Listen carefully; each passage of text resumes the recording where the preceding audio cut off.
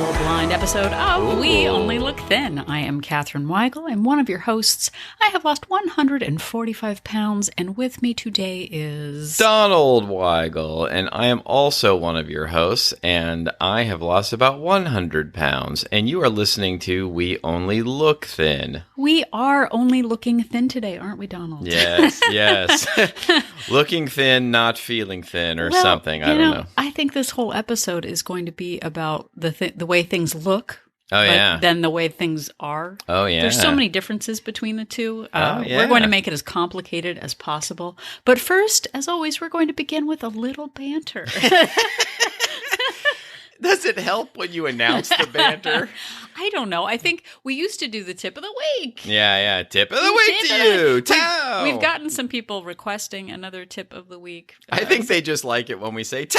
Tow. Tip of the week to you. They don't ever remember the tips. Now we don't actually have to do a tip. We just did the thing. Someone mentioned the other day, they're like, oh, I loved the tip you gave in episode 85. That thing you said was funny. I'm like, yeah.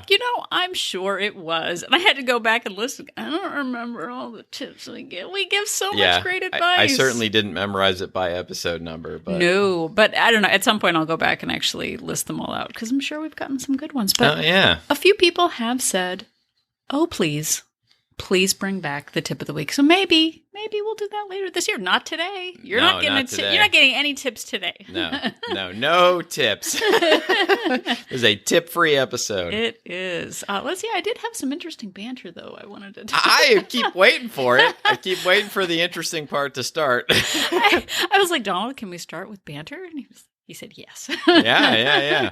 So, we are big fans of the Disney food blog, if you can imagine it. And they do a lot of episodes that are like, 6 things you don't want to know about churros, and things like that. They talk about Disney food, but then also practically getting around the park and COVID restrictions and all that stuff. So. Yeah, and so, we have this imaginary vacation planned in our head, and we like watching the videos for tips and imagining that we're actually going to go there someday. Yeah, we haven't left our house in a year, but, it's fun to dream. Exactly. So we don't know exactly how many we're going to have right now, but we thought it would be a good idea. And this sort of was I don't know if Catherine wants to talk about this or not, but sort of this show typically, I feel like we're generally about nurturing and support and encouraging people and, talking about, loving yourself, etc. We're cheerleaders.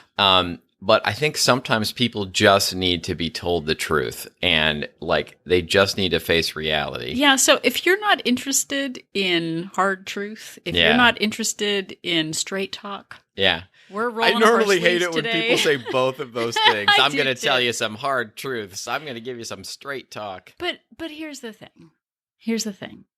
We can be cheerleaders, but your mindset matters. And we tend to sugarcoat things. A little bit of sugar helps the medicine go down. Today's just a medicine episode. Today you don't get the information wrapped in a piece of bologna. It's just you're just having the raw plain truth thrown at you. So if you are not interested in truth, maybe skip this episode. Yes, if you prefer lies, then turn off your podcasting machine. But, I think we're not those scared straight, take the troubled teens to the prison. And we had one of those guys, he called himself a drug and alcohol educator, come and speak to us when I was in grade school. And you're going to live in a van down by the river. That's right, exactly. How many, teenagers do not take that kind of information well. They roll their eyes.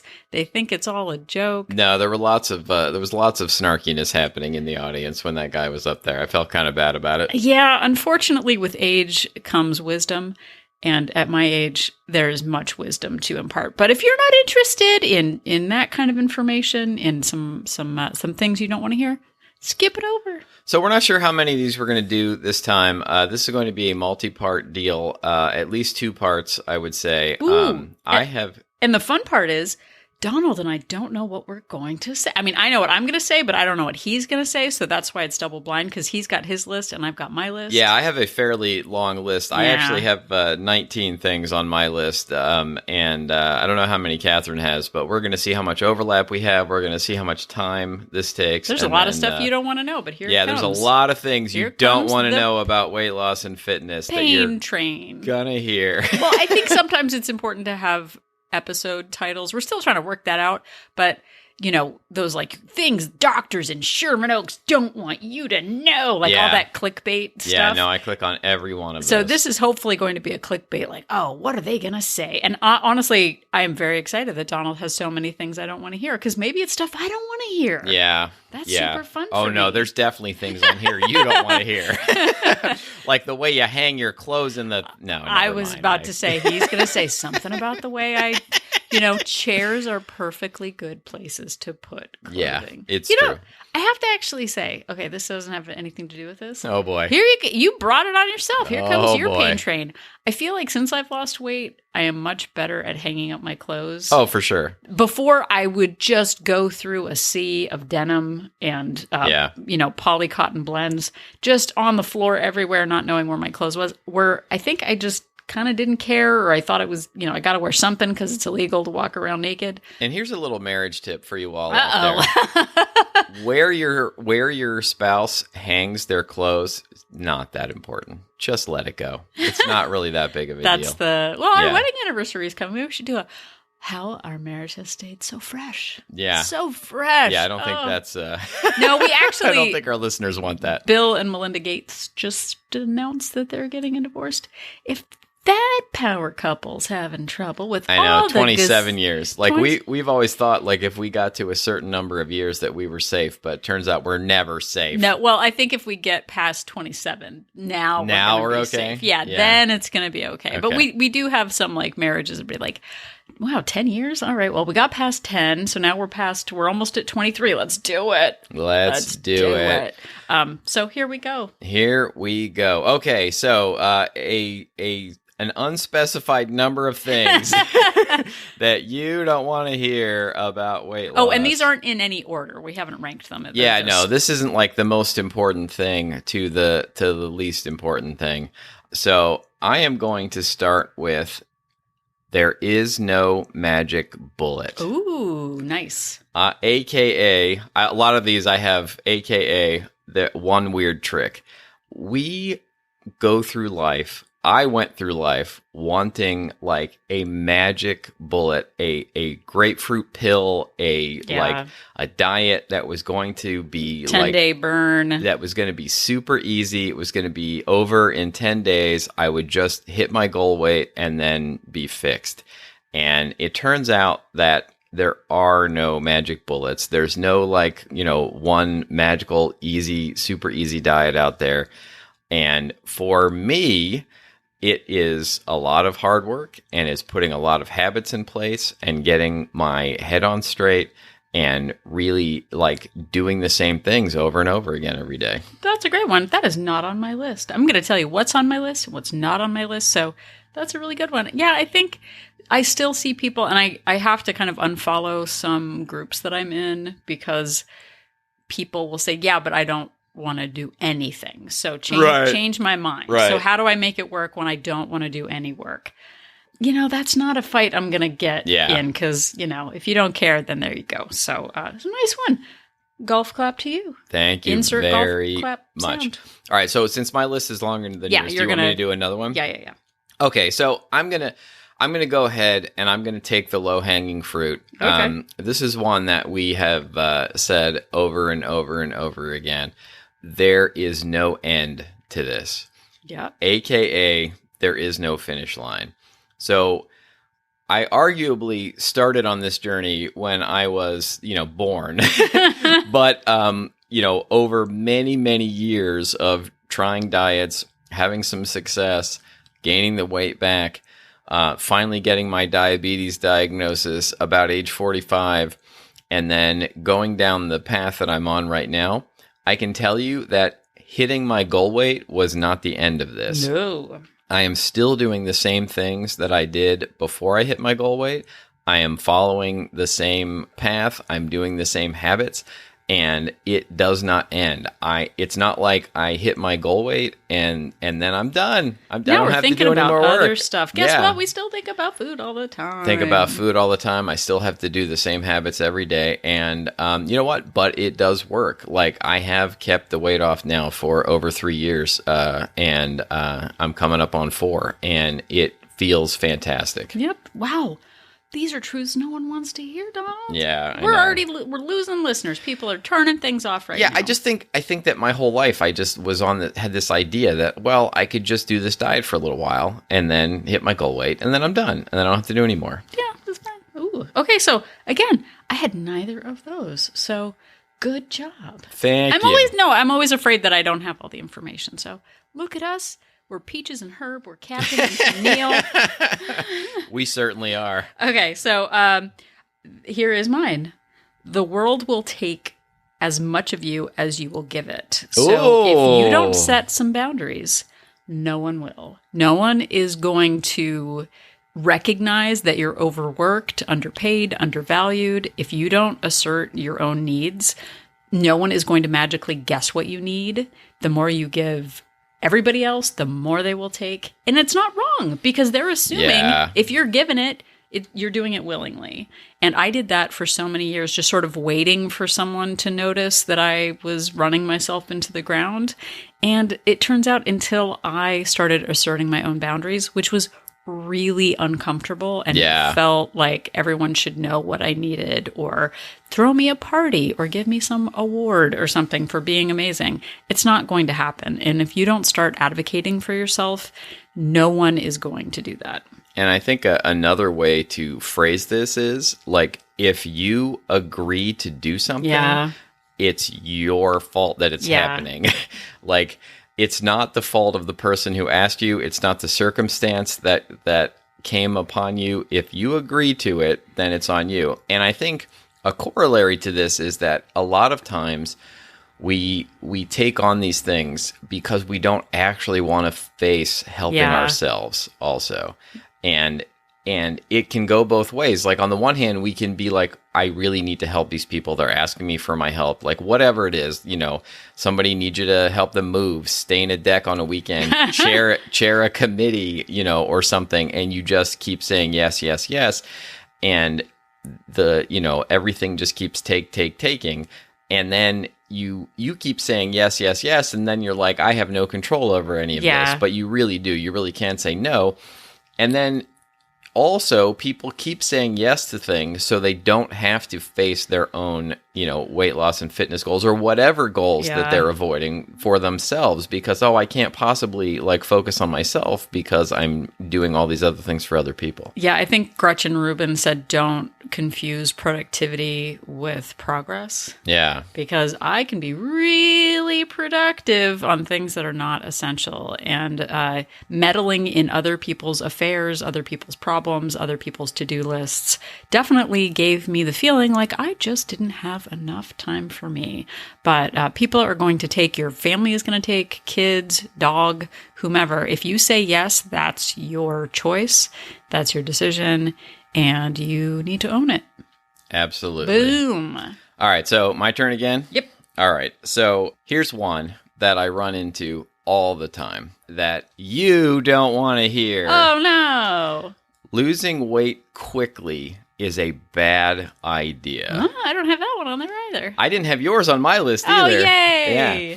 Losing weight quickly is a bad idea. Everybody, I don't know how many times I see people online who are like, the weight's just not coming off fast enough. Like, I only lost 0.5 pound this week. I've been doing this for 3 weeks and I've only lost 3 pounds. Like, that is the right way to do it. I know I oftentimes refrain on this show from saying there's a right way or a wrong way, but I can almost guarantee you there are very few people in this world who are able to do one of these diets or plans or whatever that lose a ton of weight quickly that end up being able to keep it off for the long haul. The thing that has worked for me, and believe me, I've tried a lot of these diets where the pounds just melted off of me. I always got to a point where I gained the weight back, where I stopped doing whatever painful, like super restrictive diet I was on, and I always gained the weight back.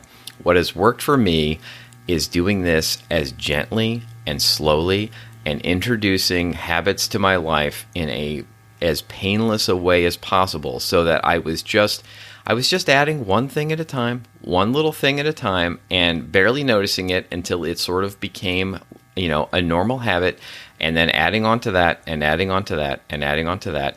And eventually, it just became my lifestyle. And this is what I do. It's what I do all the time. And it has led to me losing 100 pounds and now keeping it off for about 3.5 years, and hopefully for the rest of my life. And anytime I lost weight quickly, I gained it all back again. Yeah, no, 100%. Nicely done. And then the other part of that, sorry. Is this the same number? It sounded like, a different one? This is the same one. The other part of that is, what's the alternative? Like, it's not coming off quickly enough, so I may as well just gain weight back. Like, that is insane. Like, people say that all the time. It's like, it's taking too long. So because it's taking a long time, then you're going to switch to never? Yeah. Like, that's the alternative. Like, it takes a long time, or it's never. Like, why does it have to be fast? Like, you have your whole life to do it. Why not take the time and do it right, and do it in a way so that you won't gain it back again? Yeah, I joke. Actually, it's not a joke. It's more like crying in my pillow. I tried to lose weight fast for 20 years.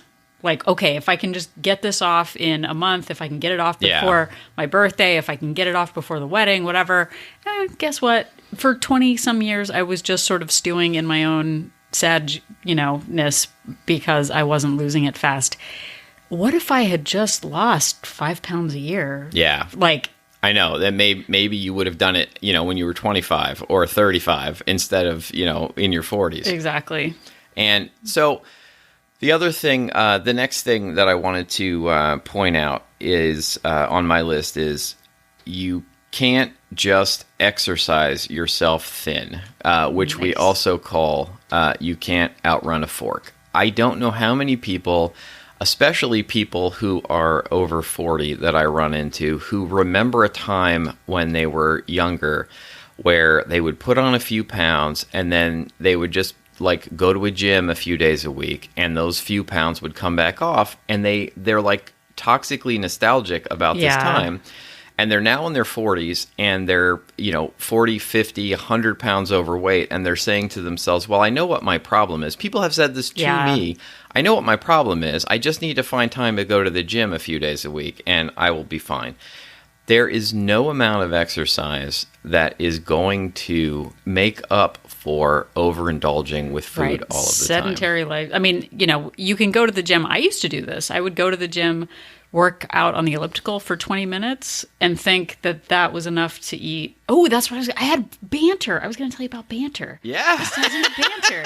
Now I remember my banter. We have a banter intermission now? We do. Banter intermission. It always makes the fun banter more fun when you tell people it's planned. They're like, here it comes. What is she going to say?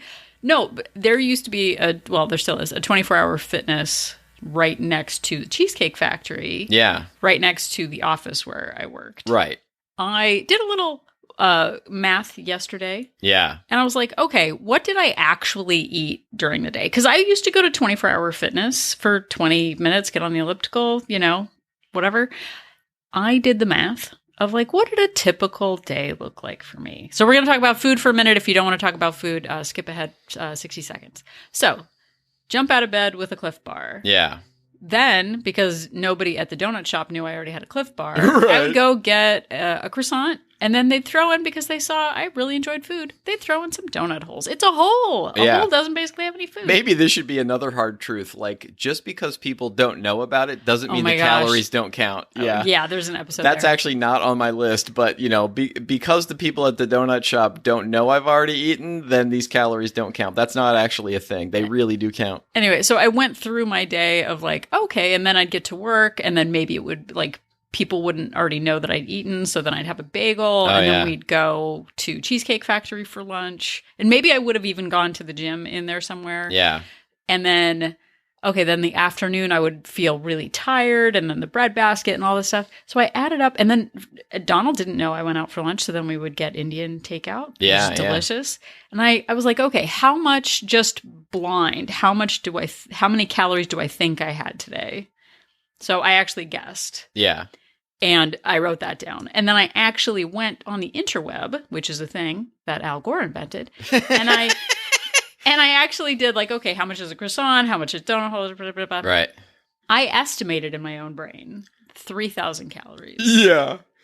And this is a conservative, like not counting the cheesecake that we would also get and assuming I didn't eat the entire pint of Ben & Jerry's, which I did. Right. It was over 4,000 calories. Yeah. On the conservative side. Yeah. Conservative. And I thought it was about 3,000.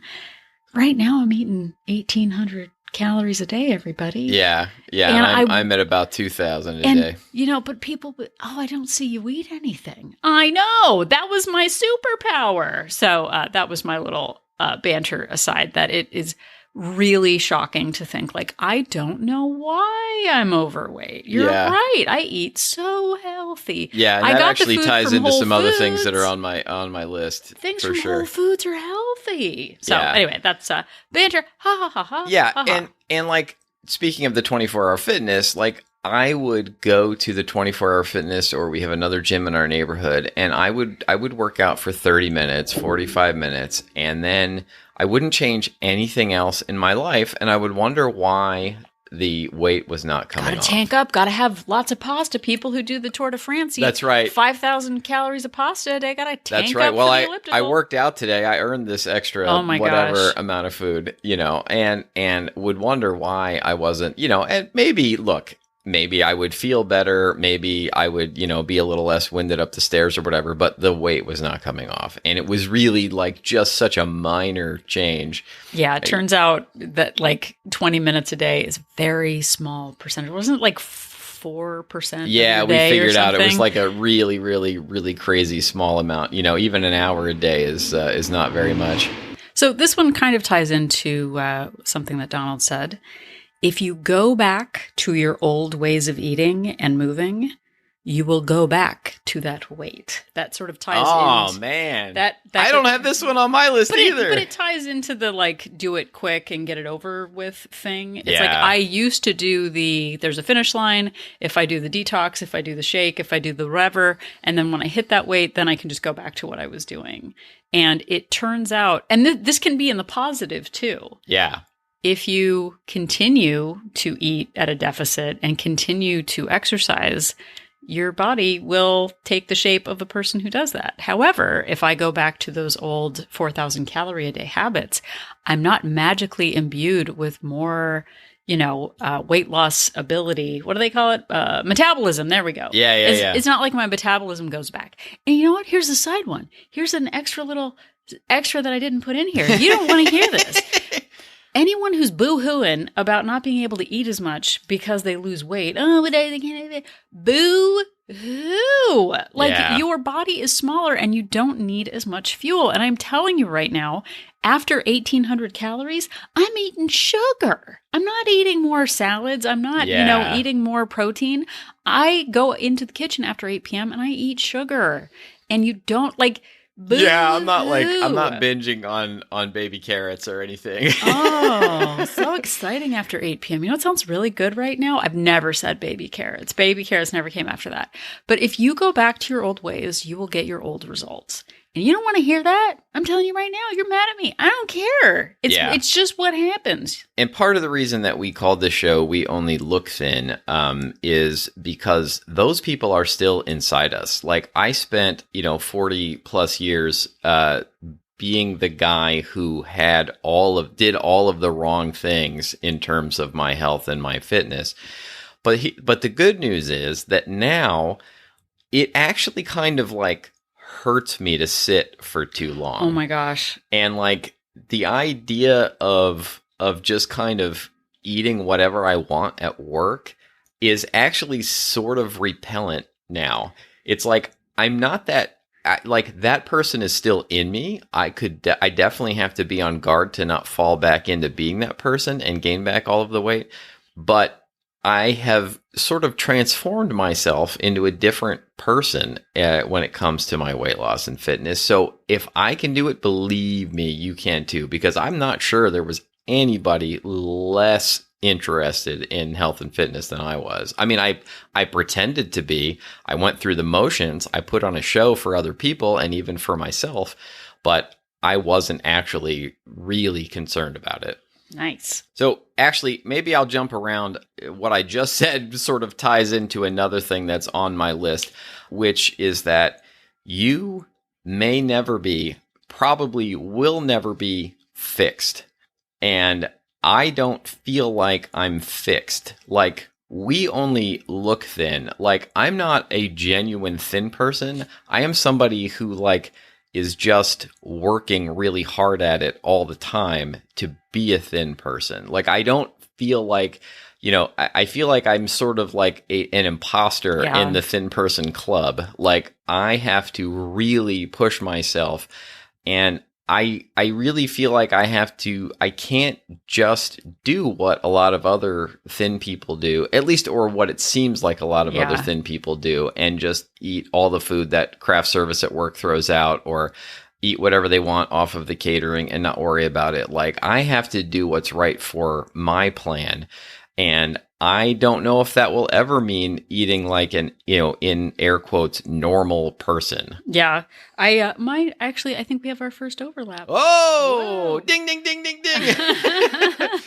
We get a free something now, a toaster of some kind. Yeah. So mine sort of ties into that. I may have to treat this like a chronic condition for the rest of my life. Oh, which yeah. is basically what you just said. I don't know what it's going to look like in 5 years. Maybe we'll be like, well, we're shutting down everybody because we're totally fixed now. Yeah. Like later days. I don't see that happening because like Donald said, I still see those old habits, hiding in the background, just waiting to come back. But just seeing it as this is my lot in life, like, okay, this is my challenge and I am willing to put in the effort, because you don't want to hear this either. I feel way better than I did 100 pounds ago or 150 pounds ago. I'm older now. So boo-hoo. I'm just going to boo-hoo all the way to the end of the episode. Oh my goodness. Like 10 years ago, I don't know if I could have done the work schedule I'm doing right now. Like, I really, like, I was just exhausted all the time, and I don't feel that way anymore. I mean, like, I get tired. It's not like I don't get tired. I'm definitely, tired from working, etc. But I feel so much better than I did 10 years ago at age 51 than I did at age 41. So it really is possible, but I don't feel like I'm fixed. It's not like, it's not like I'm just done and I can just cruise through this. Like, I still have to keep doing the same things over and over again. Yep. All right. So I think you've got more. Okay. And so looking at the time, I think we are going to make the next one the final one for this episode. And you will have more things to look forward to the next episode that you don't want to hear. Yay. But please listen to. Yes. Because also, please listen. We like that. Okay. So the final one for this episode is motivation is a myth. Ooh, snap. We did an episode called The Motivation Bus. You cannot wait to be motivated to do this. You just have to start doing it. If you wait for motivation to come along, you're going to be waiting for a very long time. And even if motivation does come along, take advantage of it, ride it as long as you can, but it's going to go away. Right. It's the exception. It is nice. It's sort of, like when you can, fly a kite, ride the wind, get the downhill and not have to pedal. It's super duper, but do not expect that the entire time, because if you just keep waiting for motivation, you're going to have so many starts and stops and you're going to think, I'm broken. I don't feel like doing it. Guess what? Boo-hoo. We don't feel like doing any of this, but here we are. No, like I don't go through my life every day waking up being like, I'm so motivated to keep tracking my food and keep prepping my lunch and keep getting steps every day. Like, that is not how this works. Like, I'm not psyched for it. I'm not excited. But I know what the consequences are if I stop doing all of that. And I don't want to go back to being the person that I was, the person who was 100 pounds heavier, the person who needed to take naps all the time, the person who had diabetes and whose doctor told him that he was going to suffer serious health consequences if he didn't do something. I don't want to be that guy anymore. I like the person that I am right now. But am I motivated? No. Most days I am very much not motivated. I just have set up rules for myself and habits, and I go through the motions, and I put myself on autopilot, and I make it happen every day. Yep. Amazing. And you know what? I still, to that end, there's a grocery store that is right across from a diner that we used to frequent. Oh, yeah. Good Time Diner. You know what? I want hash browns and also pancakes and also an English muffin because you only live once. We went there so often that I could just sit down and say the usual and they would know what I was talking about. That is not a joke. But here's the thing. I'm going to the grocery store. I go up I walk up the stairs, not the escalator, because, trying to get a neat fitness or whatever. And I look across the street and kind of I don't press my fingers against the glass and my nose also and cry, but I see people having a good time. Yeah. People are living their best lives across the street with their soda fountain. That. No, I don't, but I imagine it that it's raining. It doesn't really rain in Los Angeles, but just imagine when you're out in the cold and everybody else is inside having fun. Your face is pressed against and there's the just piles of you're just looking at hash browns with one single tear. Yeah, but they had a meal called the lumberjack. Oh yeah. Because you know how you lumberjack still do probably in Los Angeles. Yeah. It's so important. The only thing I cut down is a sleeve of cookies. Yeah. But I still look mournfully, longingly at the diner. We haven't been in a very long time, but I miss the me who got to just sit around and eat all the food and then nap and complain. She was a fun time. Was she? I don't know. But I still miss that. And I still kind of I know that that's there if I want it, and I know what will happen if I do that, and I'm going to choose to not do that. So it's, the motivation thing is kind of a... Yeah, don't wait for motivation to strike. Don't wait for the spirit to take you. You need to just do something right now. You need to start, and you need to make it happen. Even if it's something small, just start with a baby step and then add another baby step and keep going and don't look back. And that is the only way that this is going to happen. Well, and you know what? And you're listening to this. You've just listened to 30 minutes of us give you some truths and you're like, yeah, but no. Stop it. It's not going to magically happen. Unless you actually take some action and get tired of your own nonsense, it's not going to happen. So being a passive listener today is not going to get you anywhere. Maybe in the next episode, Donald and Catherine will tell me something that will be the thing that I do. We've already given you a lot of information, and you have the opportunity to take advantage of our knowledge and not let another week go by that you don't make any changes in your life. Yes, indeed. And that's my fun cheerleading Catherine Weigel fun time. And that was about 8 or 9 things that you didn't want to hear. So thank you for hearing them. Next week, we will have more things you don't want to hear. And if you're saying to yourself, I don't want to hear any of this, well, please listen anyway. Thank you very much for listening. We do appreciate each and every one of you. If you enjoyed what you heard today, or even if you didn't, all of our episodes are available wherever you found this one. We are on pretty much all the podcast services, and also you can listen to all of our episodes on our website at weonlylookthin.com. Yep, and if you are at weonlylookthin.com, you can click on Join Our Support Group. We have a Facebook-based accountability group and support group for women.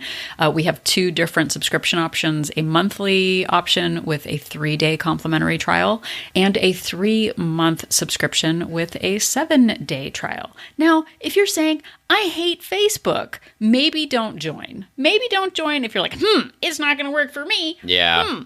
But if you're into sharing information and if you're open to being vulnerable and in a group of women who are really trying to work on themselves on the good days and the bad, then give us a try. And you get, direct access to Catherine Weigel. She does Zoom calls a few times a week, and there are a lot of people out there. Look, you're really helping a lot of people. Yeah, I would say we, except I just do all the administrative stuff. You're really helping a lot of people out there. Like, there are people who really find that they need other people counting on them, and they need to count on other people in order to make this happen. And it really does help a lot of people reach their health and fitness goals. So check it out. Yep. And if you would like to get in touch with us, you can email us, weonlylookThin@gmail.com. We will eventually reply. We don't always do it immediately, but we will get back to you. We'd love to hear some weight loss hard truths from you that you would like to spell on us. Maybe we can add them before the next episode. And if you have any episode ideas, if you have questions, if there are topics that we haven't covered, things you want to hear more of, please reach out. weonlylookThin@gmail.com. Yep, and if you want to hang out with us on the socials, you can go to Twitter, Instagram, and Facebook @WeOnlyLookThin and join the conversation, see what's going on. Yes, indeed. And then one final thing, if you could do us a favor, we would really appreciate you going to Apple Podcasts and leaving us a rating and a review, preferably 5 stars, but we'll take some honest feedback as well, as if 5 stars was not honest. We can handle some hard truths if you have them for us, too. Well, we actually did get our only bad review in literally 3 years. Yeah. Was like, I'm tired of you people saying that this takes forever and that there are health risks. I'm like, okay, well, then don't. I mean, it seemed like they had listened a few times. Like it was an educated insight into our thing. But no, this is who we are. We're not going to say that it's easy and fun and that there aren't medical implications for not managing your health. No, so that's not what we do here. If you could do that for us, we would really appreciate it. So if you are now imagining yourself as a lumberjack cutting down a sleeve of cookies, just remember that Catherine and I are an inspiration.